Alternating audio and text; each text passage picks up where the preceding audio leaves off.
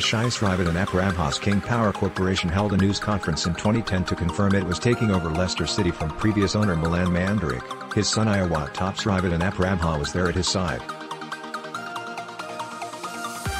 The clearly nervous father and son sat at a table at what was then the Walkers Stadium, a glass of water their only distraction. I could empathize with their nervousness as the announcement was my first big press conference as a local radio reporter. The audience of Leicester supporters seemed apprehensive too. The Foxes hadn't long since been on the brink of extinction, having come out of administration in 2003. Now the Foxes' prospective new chairman after his father's shocking death in Saturday's helicopter crash, Top was then a fresh-faced 25-year-old.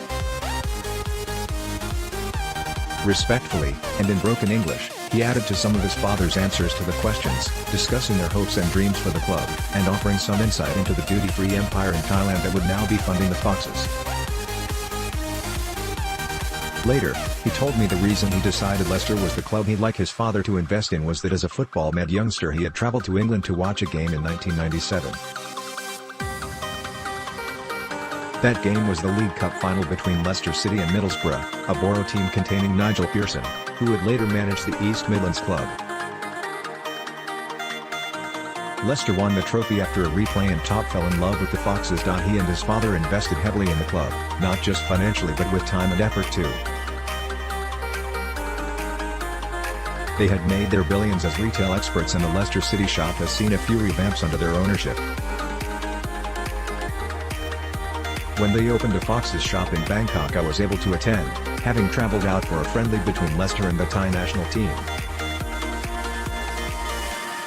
On the day of the opening there was a media call, and I turned up wondering who would care that what was then a championship club had a shop in the Thai capital.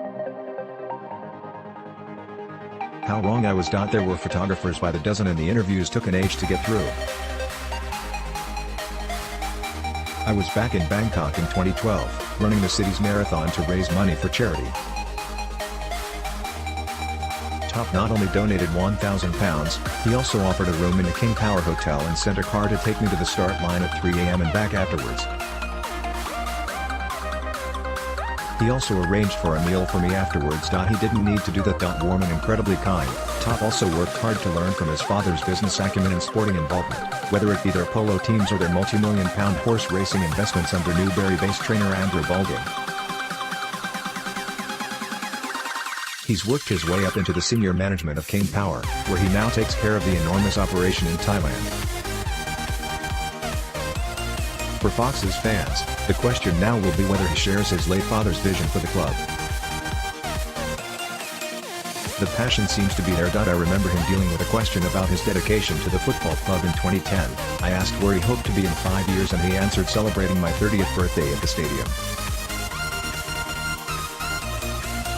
A fine soundbite, perhaps, and certainly the nervous 25-year-old has grown into an accomplished media performer, but I don't think the football-obsessed boy who watched that Wembley final all those years ago has changed all that much. In his tribute to his late father, Top said, "He has left me a legacy to continue and I will do everything I can to carry on his big visions and dreams." Those visions, I expect, include creating the £100 million training ground for which they already have planning permission and improving the first team so that they are again competitive at the top end of the table. Given the minor miracle already accomplished in turning the club into the Premier League's unlikeliest champions, I would put nothing past them.